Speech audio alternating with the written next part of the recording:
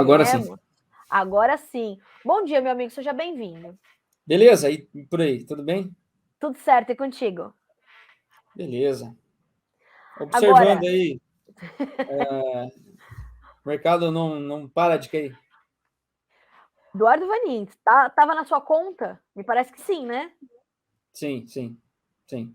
Bom, se Vanin, você como é lembrar que... aí das nossas últimas tantas Isso, conversas, desde exato. do dezembro do ano passado, enfim, o mercado tá indo em linha, Agora, infelizmente. Vanin, o que te preocupa mais? O julho podendo perder os 13 ou novembro já perdendo os 12? O que impacta mais o produtor brasileiro nesse momento? Ao ano que vem, sem dúvida.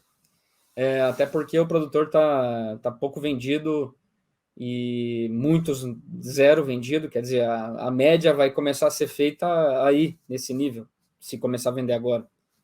E me preocupa muito mais a safra que vem.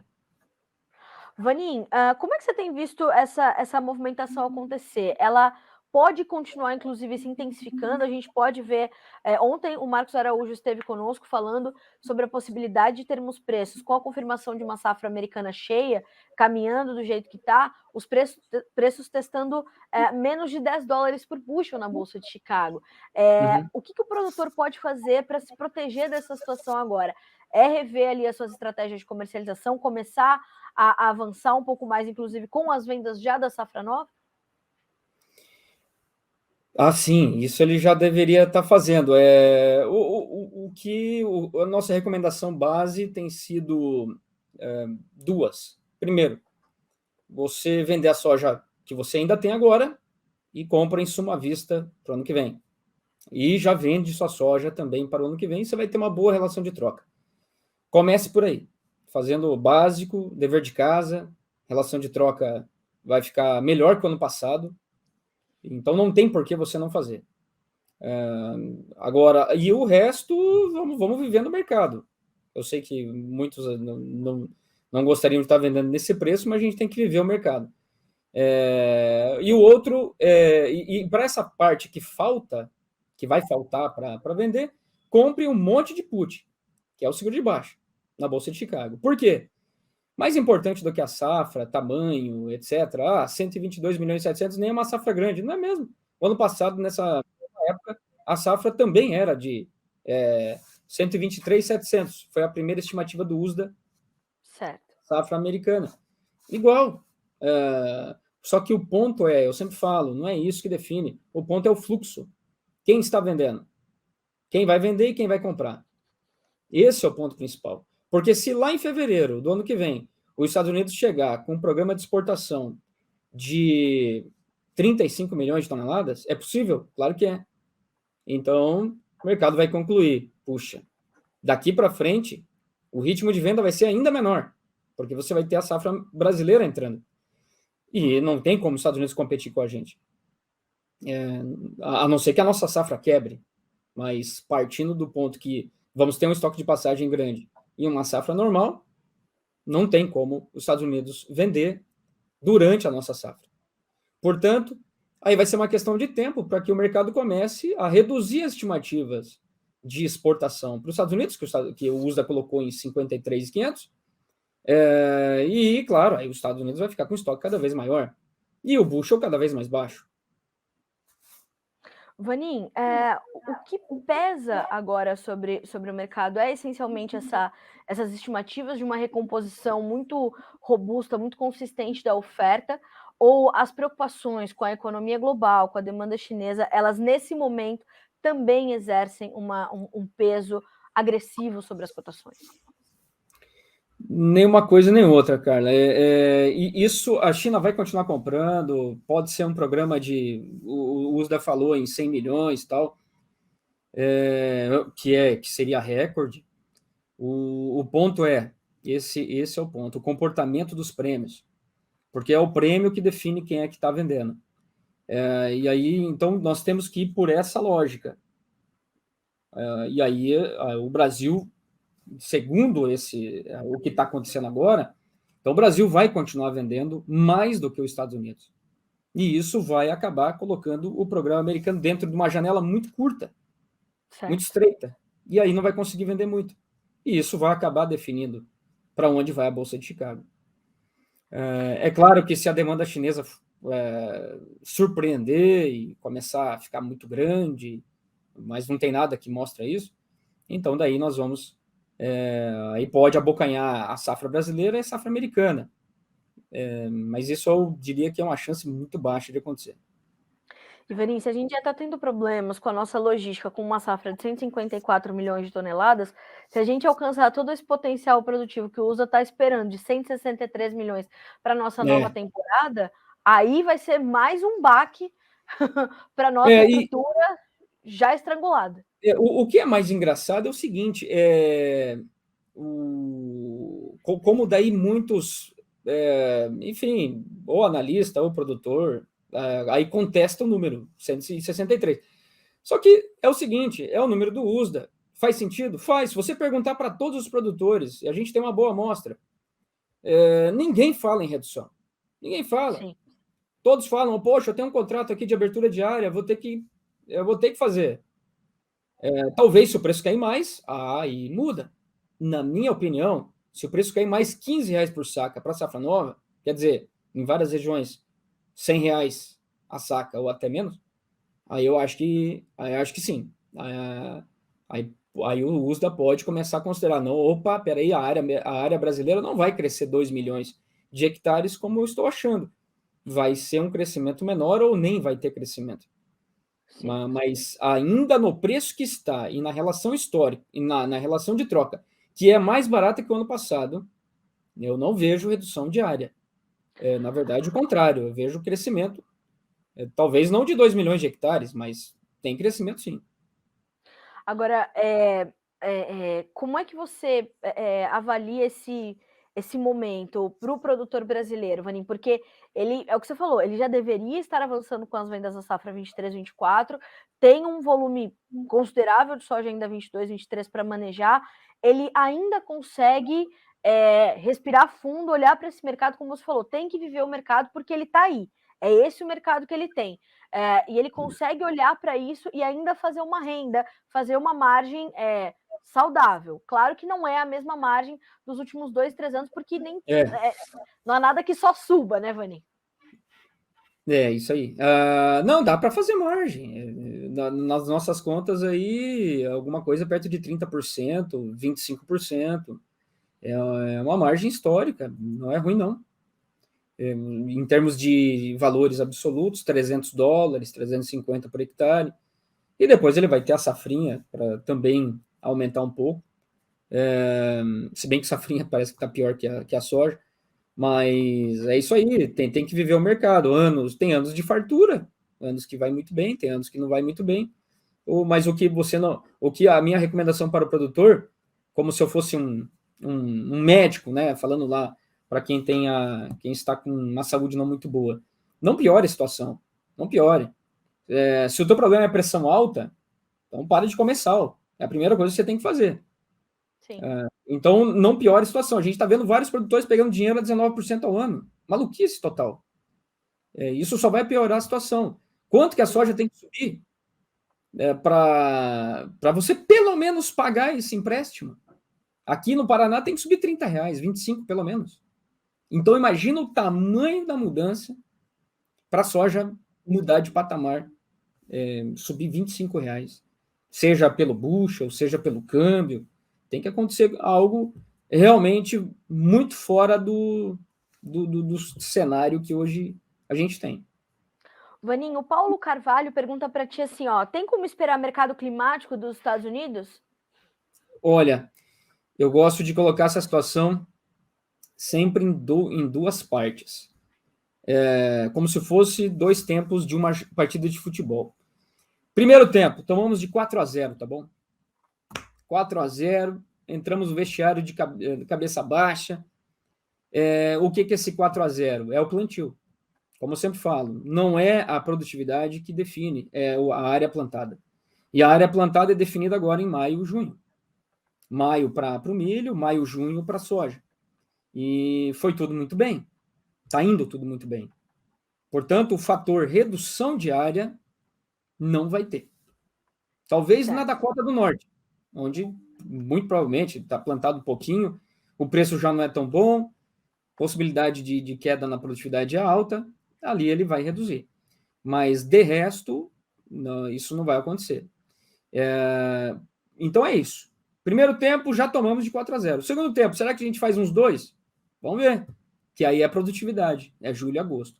O que os mapas estão mostrando é o seguinte, a partir de junho, vai ficar mais quente. Junho, julho, agosto, setembro, aí vai embora.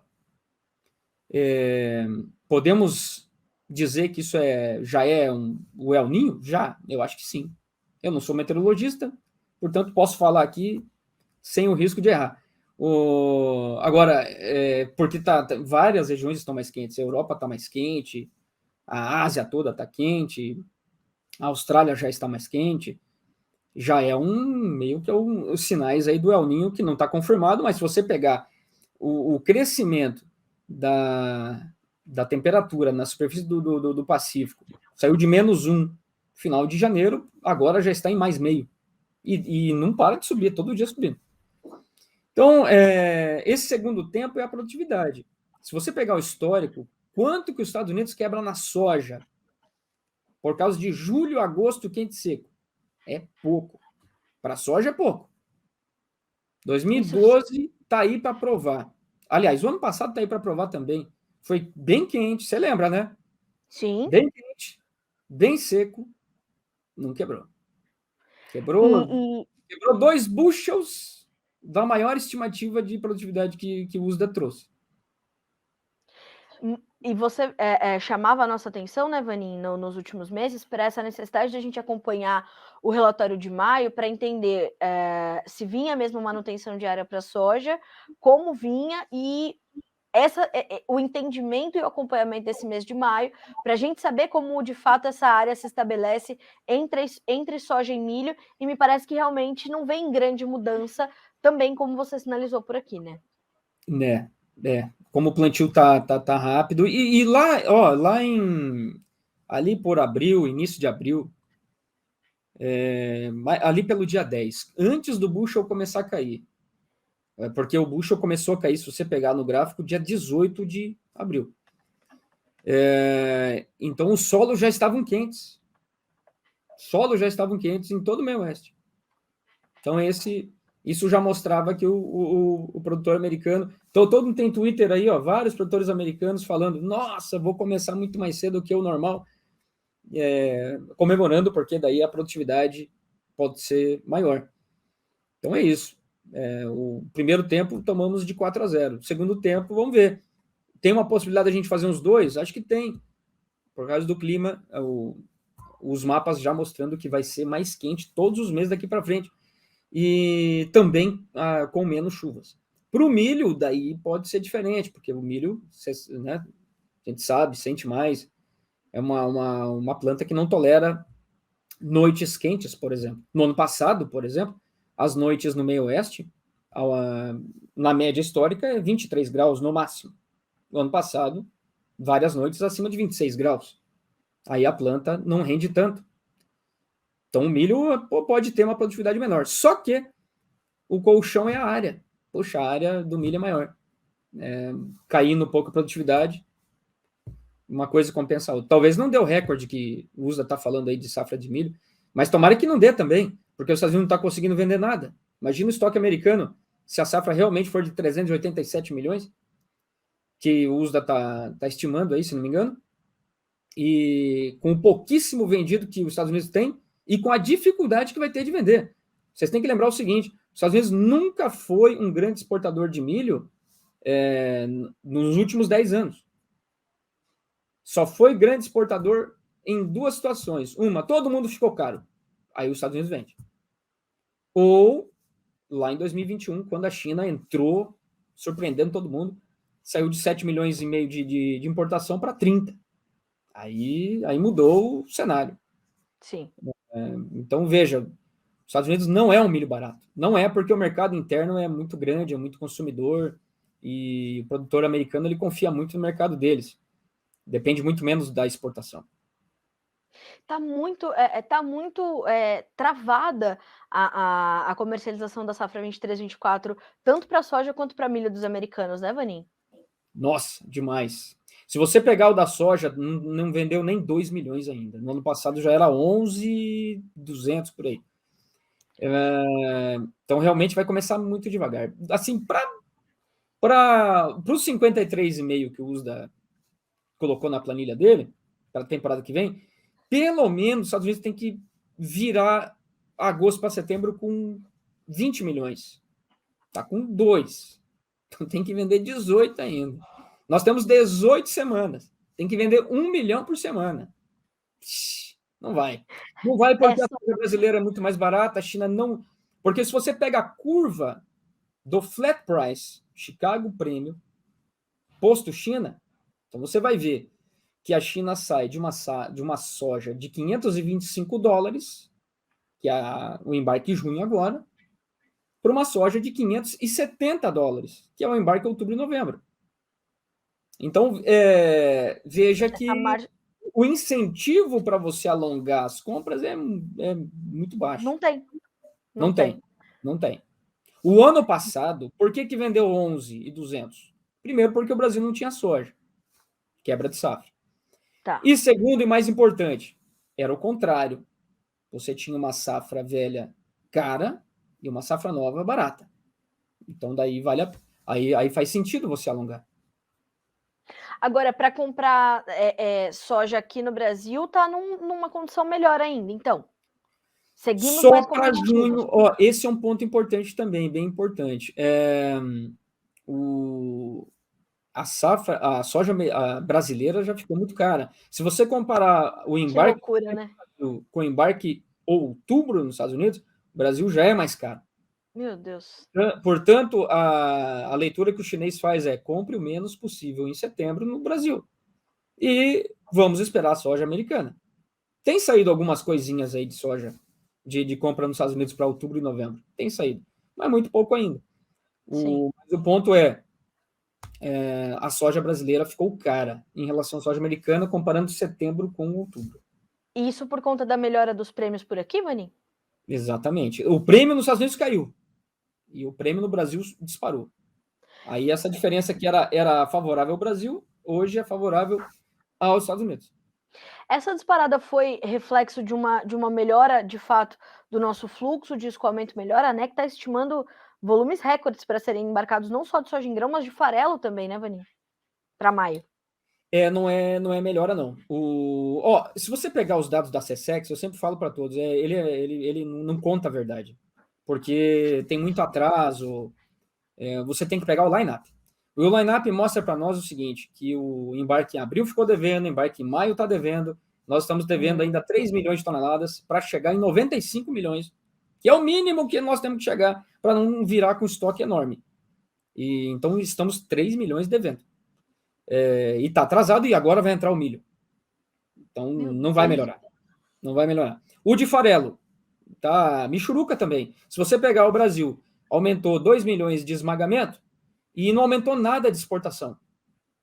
Se você comparar de janeiro a abril, é igual. 6 milhões e 400. Tá. Então, por que não estamos aumentando o farelo? Porque não tem como aumentar. Estamos esgoelados, não tem logística. Eu quero mais espaço para exportar farelo. Não existe. Não existe. Então, esse farelo que está sendo produzido a mais está ficando no mercado interno. E aí os preços do farelo no mercado interno estão caindo. Então, e essa melhora nos prêmios, portanto, ela veio como uma necessidade, portanto, somente de ajuste do mercado? A gente pode chamar dessa forma? Ou teve motivo para isso? Chicago. Porque daí mudou virou a chave. Porque como a partir do dia 18, parece que o mercado, peraí, se o Brasil está muito barato, você não vai vender nada. Aí virou a chave, e aí Chicago, de lá para cá, caiu aí mais de $1,40, o julho, e o prêmio subiu a 80 centavos. Então, é mais por uma questão a queda mudou, né? Chicago começou a cair e o prêmio firmou um pouco. Só que, nesse mesmo período, o prêmio americano caiu também. Caiu 30 centavos. Então, a soja americana, safra nova, ela ficou $1,30 aí mais barata nesse período. A soja brasileira, não. Vanim, para a gente finalizar, eu tenho duas perguntas aqui muito semelhantes. Uma delas é da Gabriela Tonial e a outra é do João Alberto Dalla Vecchia. O João diz assim, ó, bom dia, tudo bem? Uma dúvida, há possibilidade de um produtor pequeno fazer proteção de preço contra a queda da soja? Sei que isso é uma realidade das grandes fazendas, mas pequenos produtores conseguem? E a Gabriela Tonial pergunta, como fazer hedge ou mercado de opções sendo CPF e não CNPJ? Tem espaço para todo mundo, Vanim? Tem, vixe. Ó, um contratinho lá na Bolsa de Chicago, 2.268 sacas.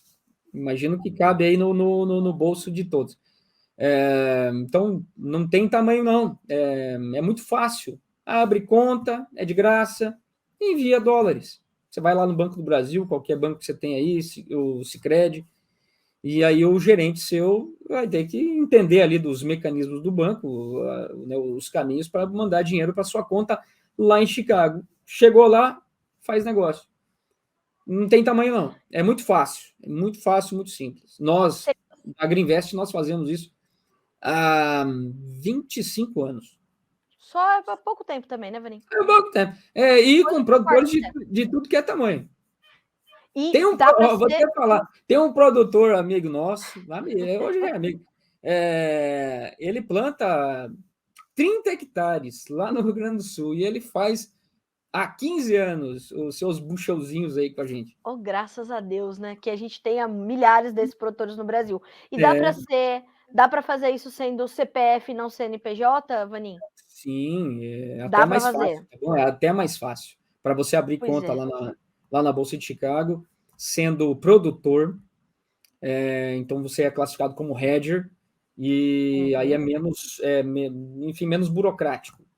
E sendo empresa, daí você vai ter que apresentar balanço, várias coisas. PF é mais fácil. Maravilha. Bom, Vanim, sempre bom ter você aqui com a gente, principalmente para trazer essa boa notícia, portanto, para os pequenos produtores que não sabiam se podiam se proteger contra novas quedas da soja que estão aí no front, né? Serão inevitáveis. Obrigada mais uma vez pelo teu tempo. Carla, eu sempre te pergunto, favor. eu posso fazer um jabá? Não precisa nem perguntar, você já é de casa. Não, educação, né? É igual bater na porta, né? Tá bom. Ô, amigos, para quem quiser aprender mais sobre o assunto e quem gosta de estudar, e se não gosta, tem que aprender a gostar. A gostar. Né? Então é o seguinte, nós enfim, começamos o nosso primeiro MBA, um marco histórico aí para a Greenvest, agora nesse mês de maio. E a segunda turma, porque foi um sucesso total, graças a Deus, a segunda turma vai ser agora em agosto, tá bom? Então, quem quiser aí saber mais, nos procure. Jornalista pode? Deve também. Ótimo. Você tem a obrigação de conhecer, porque você está aí, né, falando para todo mundo. Pois é. Agora, Vanim, sabe quantas pessoas estão assistindo a gente? Cris, dá esse número para mim, por favor. Mais de 1.500 pessoas, Eduardo Vanim. Se a gente alcançar pelo menos 10% dessas pessoas para que elas busquem educação financeira e façam essas proteções e não passem mais por esses momentos, né, desprotegidos, descobertos, a gente já cumpriu o nosso propósito, Eduardo Vanim. Aí, que beleza, que maravilha. Né? Pelo amor de Deus, 1.500. Já que tem tanta gente assistindo, né? Eu quero desejar para todos aí uma excelente semana e muita consciência nesse momento. E sempre pense no seguinte: qual é o patrão da minha fazenda? Não é você, é o seu lucro. Então, o lucro tem que mandar na operação. Tem forma melhor de terminar isso aqui? Não tem. Eduardo Vanim, deixando essa reflexão, acho importantíssimo, viu, Vanim? Principalmente pela iniciativa da Greenvest de trabalhar na questão da educação financeira para mostrar para os produtores que é muito possível, né? E que a gente pode continuar aprimorando a nossa gestão, a nossa propriedade. E graças a Deus o Brasil conta com grandes profissionais como vocês para fazer isso. Obrigada mais uma vez, meu amigo. Vou deixar aqui nos comentários do YouTube. E olha só, o Vinícius Chambré. Esse Vaninho é muito fera. Tô sem grana para estudar pela Agriinvest, mas vou conseguir. Botou a meta, o Eduardo Vanin. Já alcançamos beleza, aqui, ó. garotinho. Vai que você consegue, maluco. Pronto. Eu falei que a gente tá trabalhando no propósito, Eduardo Vanin.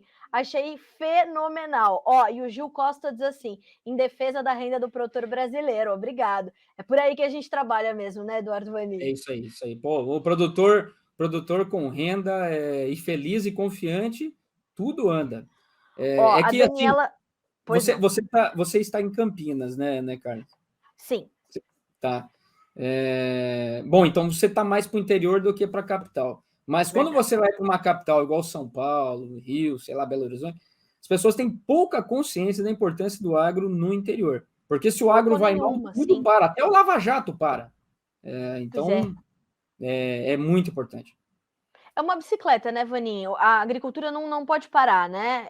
Eu ouvi o Dr. Roberto Rodrigues comentar na Jovem Pan segunda-feira, né, que a gente planta quando a natureza manda, faz os tratos culturais quando ela permite e colhe quando ela deixa, né? Então, quer dizer, é uma bicicleta, não dá para parar, não dá para esperar, será que eu vou plantar, né, uma terra parada? Pelo amor de Deus, os prejuízos são gigantescos e o produtor garante a renda dele uma vez por ano, no máximo duas. Quer dizer, o que ele faz ali tem que ter um grau de eficiência fora dos padrões de uma outra, não, um outro uma negócio, atividade, né, muito nobre. Eu adicionaria ali no Rodrigues e só anda nessa bicicleta se o pneu estiver cheio. E o pneu cheio é lucro, tá bom?